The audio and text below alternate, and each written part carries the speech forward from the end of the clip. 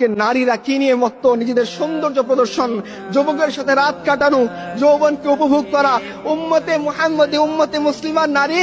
আরে তোমরা শোনো, রাসূলুল্লাহ সাল্লাল্লাহু আলাইহি সাল্লামের স্ত্রী আমাদের আম্মা জান আয়েশা রাদিয়াল্লাহু আনহা বলছেন যে যখন আমার ঘরে আমার রসুল, আমার স্বামী আল্লাহ রসুলের কবর ছিল, আমার পিতা আবু বকরের কবর ছিল, আমি পোশাক যতটুকু খুললেই নয় অতটুকু খুলতাম।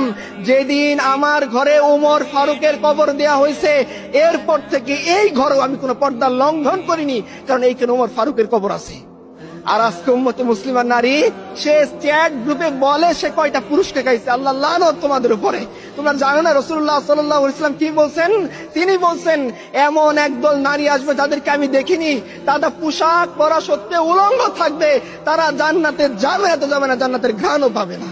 তোমরা শুনোনি এই কথা? তোমরা উম্মতে মুসলিমার নারী আর তোমরা যুবকদের সাথে গিয়ে এই বাজে কাজে লিপ্ত হও।